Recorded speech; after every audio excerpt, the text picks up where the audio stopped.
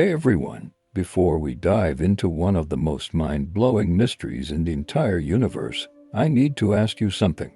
If you're into space, black holes, and the kind of cosmic weirdness that makes you question everything you thought you knew about how the universe works, hit that subscribe button right now. Seriously, we're about to explore a galaxy so strange, so impossible, that scientists literally called it the galaxy that shouldn't exist. And if by the end of this video your mind isn't completely blown, I'll eat my astronomer's hat. Also, if you find this fascinating, share it with a friend who loves space stuff. Let's spread the cosmic wonder together. Alright, now let me paint a picture for you. Imagine a galaxy so ancient, so frozen in time, that it looks exactly like the universe did 10 billion years ago. Not a single thing has changed. It's like someone hit the pause button on cosmic evolution and forgot to press play again. And at the center of this frozen relic sits a black hole so impossibly massive, so ridiculously oversized, that by all the rules we thought we understood, it simply cannot exist. The black hole is too big, the galaxy is too small, the ratio between them makes absolutely no sense. But here's the thing, this isn't science fiction. This isn't a theoretical model or a computer simulation. This is real. This galaxy exists right now, floating about 220 million light-years away from Earth in a crowded cosmic neighborhood called the Perseus Cluster. Its name is NGC 1277. And over the next little while, we're going to unravel its mysteries together. We'll discover how astronomers first stumbled upon this cosmic anomaly. We'll explore why its central black hole is thousands of times more massive than what any reasonable galaxy of its size should possess. We'll dig into what makes a Relic galaxy different from the billions of other galaxies in the universe. And most importantly, we'll understand what NGC 1277 can teach us about the earliest moments of galaxy formation. Secrets from a time when the universe itself was still a baby. So grab your favorite beverage, get comfortable, and let's take a journey to one of the strangest places in the known universe.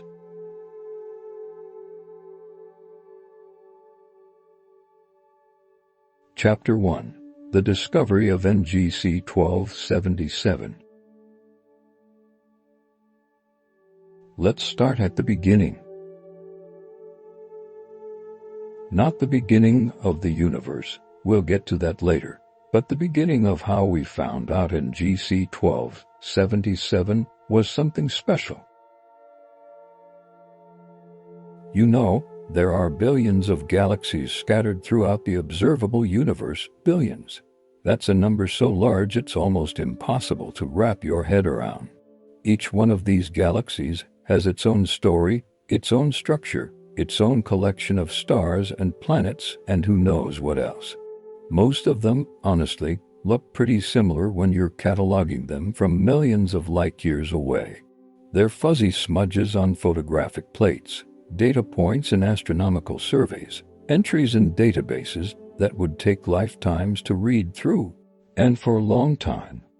That's exactly what NGC 1277 was, just another fuzzy smudge. The earliest records of NGC 1277 go back more than a century.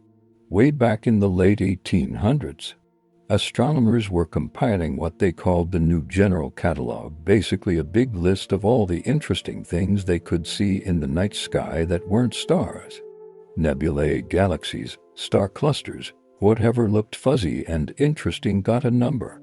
NGC 1277 got its number, and was filed away as just another small elliptical galaxy in a particularly crowded region of space. Back then, astronomers could only note its fuzzy oval appearance through their optical telescopes. The technology of the era didn't allow them to see much detail. They had no idea what was lurking at its center. To them, it was just another galaxy in the Perseus Cluster, lying some 220 million light-years from Earth. One entry among thousands, nothing special. Now, let me give you some context about that distance. 220 million light-years sounds incredibly far away, and in human terms, it absolutely is. If you could somehow travel at the speed of light, the fastest anything can go in our universe, it would take you 220 million years to get there. That's longer than dinosaurs have been extinct. That's longer than complex life has existed on land. That's an incomprehensibly long journey. But here's the funny thing about astronomy: minus 220 million light-years is actually pretty close by cosmic standards. The observable universe stretches about 93 billion light-years across. Compared to that, NGC 1277 is practically in our backyard. It's close enough that with modern technology, we can study it in remarkable detail. And that's exactly what happened. Fast forward to the 21st century. Telescopes got better, a lot better. Space-based observatories freed themselves from the blurring effects of Earth's atmosphere. Computer technology advanced to the point where astronomers could process images and data that previous generations couldn't have imagined. And with all these new tools at their disposal, scientists started revisiting galaxies like NGC 1277 to better understand their structure and the populations of stars living within them. That's when things got interesting. In 2012, a team of researchers led by an astronomer at a major astronomy institute in Germany decided to take a closer look at NGC 1277. They gathered data from a ground-based telescope in Spain, combined it with observations from a space telescope in orbit around Earth, and added additional measurements from another observatory in Texas. Their goal was to study the dynamics of NGC 1277 stars, basically to figure out how fast those stars were moving and in what directions.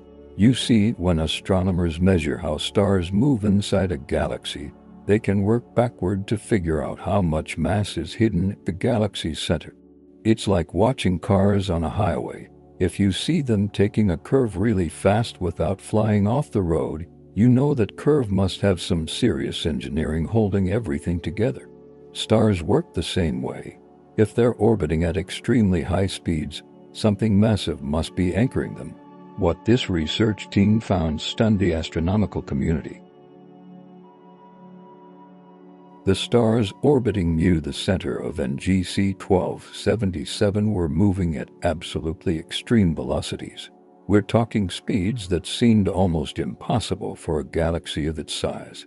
When the team ran the numbers, the only explanation that made any sense was the presence of a supermassive black hole of almost unimaginable proportions. Their initial calculations placed this black hole at around 17 billion times the mass of our Sun. Now, I need you to stop and really think about that number for a second. Our Sun, that giant ball of burning hydrogen that dominates our entire solar system, that contains 99.86% of all the mass in our cosmic neighborhood, that you could fit 1.3 million Earths inside of, is just one solar mass. The black hole at the center of NGC 1277 weighs 17 billion of those. For comparison, the supermassive black hole at the center of our own Milky Way galaxy, the one we call Sagittarius A, weighs about 4 million solar masses. That sounds massive, right? And it is. It's the gravitational anchor holding our entire galaxy together. But NGC 1277's black hole is roughly 4,000 times larger than ours. Let that sink in. And here's the really mind-bending part. NGC 1277 itself is much smaller than the Milky Way. Our galaxy stretches about 100,000 light-years across. NGC 1277 is only about 10,000 light-years in diameter, roughly 1/10 the size. So you have a galaxy that's significantly smaller than ours, but with a central black hole that's thousands of times more massive. That contradiction was the first sign that NGC 1277 was something very unusual indeed. The announcement of this discovery sent shockwaves through the world of astrophysics. It was like finding out that a compact car somehow had an engine designed for an 18-wheeler. The proportions were all wrong. Everything we thought we knew about the relationship between galaxies and their central black holes suggested this shouldn't be possible. Normally, galaxies and their central black holes follow what scientists call scaling laws. These are well-established patterns that have been confirmed across thousands of observations. The basic idea is simple: bigger galaxy, bigger black hole. The mass of a galaxy and the mass of its central black hole should be proportional. They grow together over cosmic time, maintaining a relatively consistent ratio. NGC 1277 absolutely shattered that rule. Its black hole accounted for an astounding percentage of the galaxy's total mass, far more than what was thought possible. Newspapers and science outlets jumped on the story immediately. They dubbed it the galaxy that shouldn't exist. The nickname stuck, and for good reason. But of course, extraordinary claims require extraordinary evidence, and some people didn't believe the initial readings were accurate. Could the speeds of the stars have been measured incorrectly? Was it possible that the instruments had made mistakes? Maybe there was some systematic error in the data processing that inflated the numbers.